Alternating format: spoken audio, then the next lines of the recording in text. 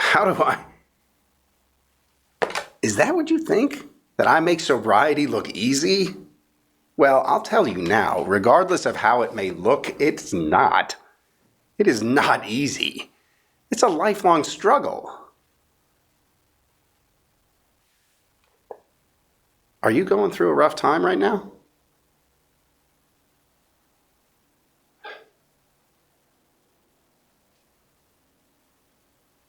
I see. Everything you're feeling right now is normal. It's nothing that the rest of us haven't felt. Don't forget how far you've come, though. 3 years of sobriety is a significant amount of time. Don't relapse now.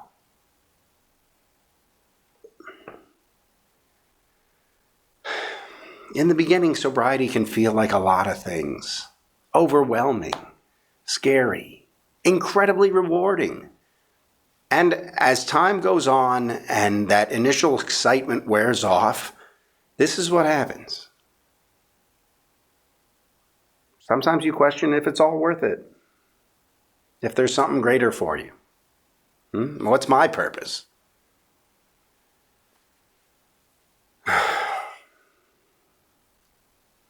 To answer your question from earlier, how do you handle sobriety so well?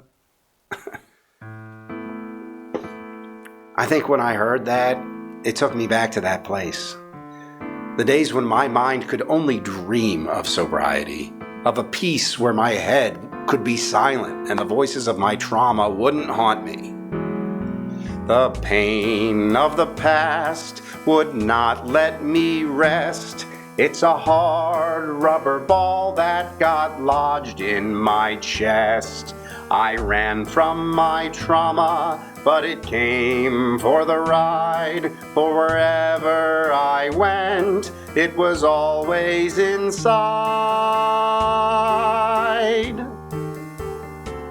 In all seriousness, no child grows up wanting to be dependent on drugs. Homelessness, drug abuse, and familial trauma weren't what I was expecting out of the future. But that was my reality. My alcoholic father was a very damaged soul, for he himself had had a lousy life. He'd start to hit the bottle and he'd start to lose control. He'd start to hit his children and his wife. And sometimes when he lost himself to booze, it was me my father would abuse. And after he would get to have his way, this is what I heard my father say.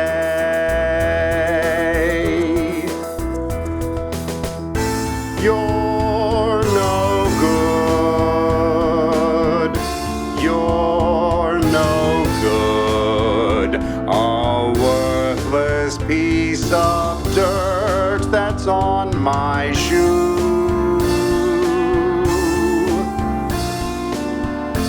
You're no good. You're no good. And you deserve to hurt the way I do. We moved to California, we left Montreal behind, and I started drinking like my dad. 'Cause I could never leave behind his words inside my mind, reminding me that I was only bad. I'd drink a pint of Popov every day to try to wash that voice of his away. But no amount of booze could break the spell, and so I turned to heroin as well.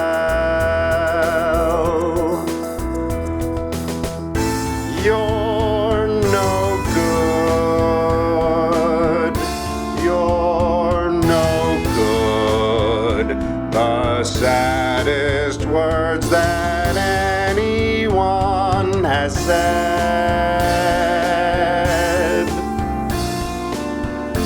You're no good.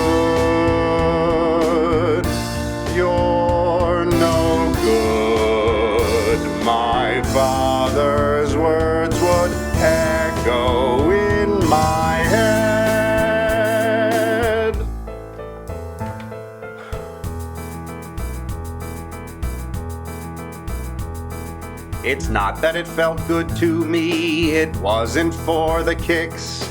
With every ounce of energy to score another fix, I'd steal so I could get enough, and I'd forget to eat. I lost my home and lost my stuff and landed on the street.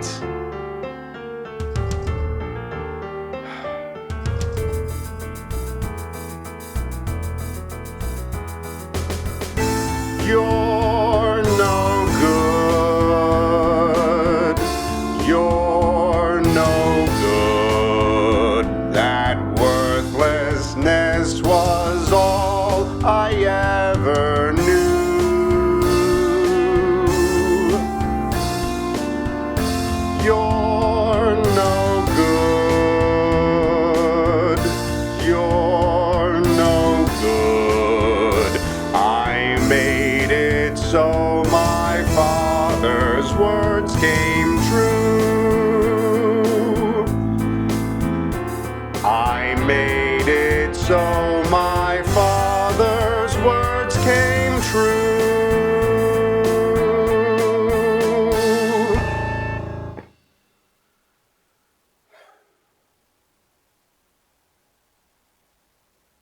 It's easy for us to believe that people who use drugs don't care about themselves. It's easy to believe that most of us have given up hope and just want to ruin our livelihood until a miracle or until death. It is so easy to dehumanize us, label us as addicts, and forget that we too can be scared. And that's a hard thing to admit. My body and my soul craved healing. But before taking help from a friend, I couldn't understand what healing was. AA? Rehab? Is that going to work for me? No, of course it won't. Who am I to believe that? Who am I to believe that I'm worthy of being helped? That there's something greater for me? That I have a greater purpose? Because all that I know is that I am no good. So you swat the hands that want to pull you up and avert from the eyes that meet yours. Fear is that powerful. Funny story. I used to use with a buddy named John.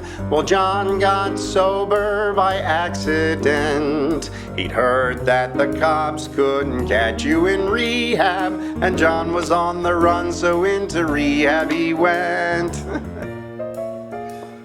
While running from the cops, he had to split the scene. He checked himself in rehab and he got himself clean. He checked himself in rehab and he got himself clean. And it worked. The cops never caught him. That's 100% true. Yeah, John got clean. He set himself right. At the end of his tunnel, he found peace and light. So John kept wanting to share that spark with me. I couldn't find my way out of the dark. I was sitting in the dark trying to numb my pain, with a hypodermic needle sticking in my vein. With a hypodermic needle sticking in my vein. And don't get me wrong, I was happy for John. It just wasn't my turn yet. He kept stretching out his hand for me, but I wouldn't take it. The monkey on my back, you know, I couldn't shake it. Though John kept after me time after time. Until you hit rock bottom, you can start to climb. Until you hit rock bottom, you can start to climb.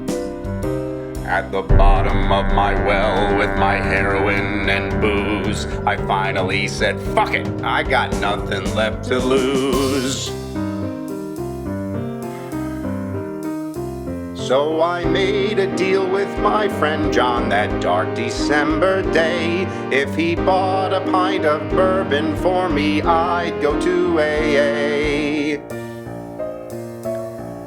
And John kept his promise, but no, not I. I just stayed in his car and sucked that bottle dry. I mean, what did he expect buying me a bottle? But that was fear creeping back inside me. It had won the battle. But the next day I relented and let John take me to a Pasadena rehab facility.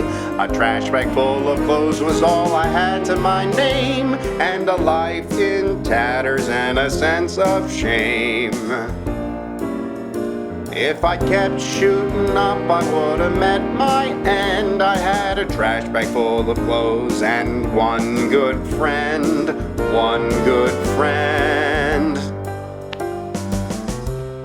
And there in front of me was an opportunity for a better future, another chance. I went inside and John drove away. I've been clean and sober since that winter day. December 19th, 2002, the day that my life started anew. I was in the dark until a light turned on. I got a lot of gratitude for my friend John. I got a lot of gratitude for my friend John.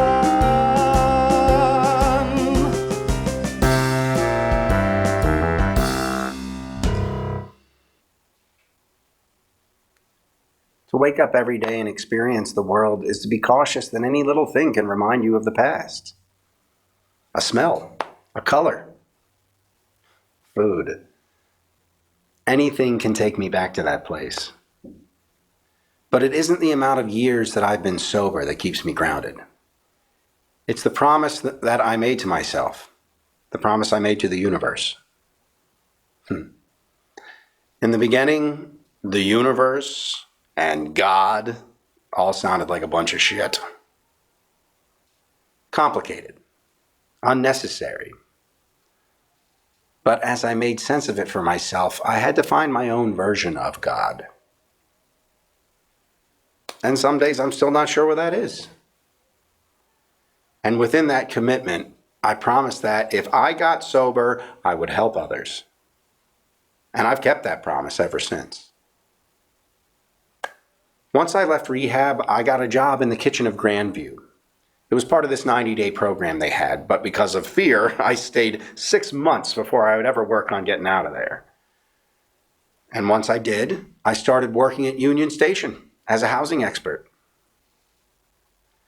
And I think that's when everything really changed and fell into place for me. It was there at Union Station where I came face to face with a different approach that I hadn't thought of before. I was introduced to this idea of showing people how valuable they are, how they have a purpose.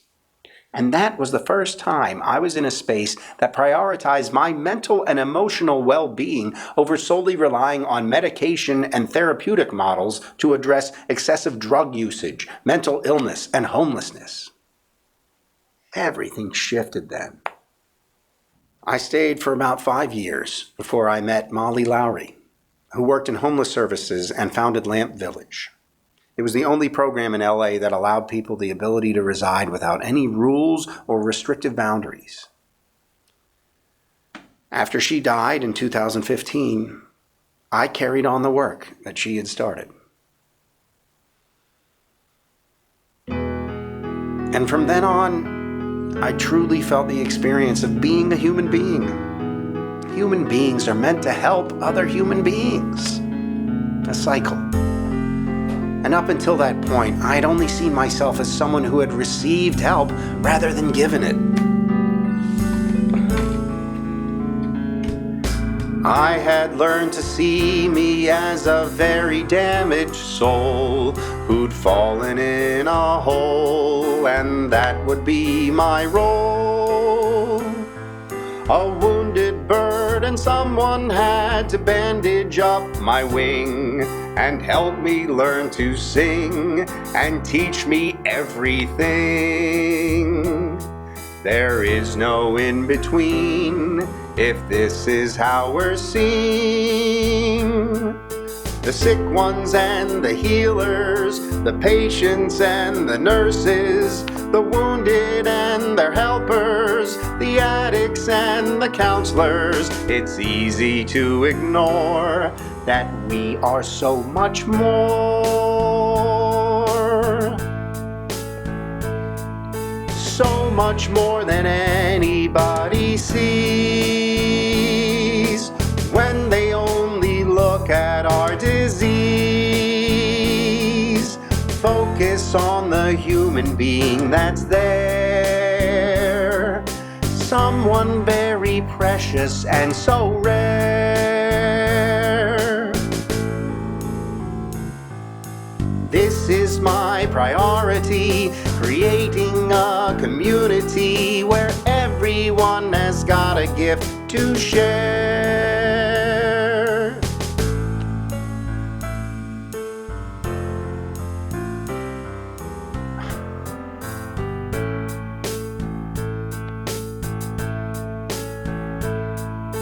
All the drugs I took just made me numb. That is what we work to overcome. There is no experience more real than when we're helping one another heal. Service, generosity, kindness, reciprocity, that's the greatest high. The greatest high that we can ever feel.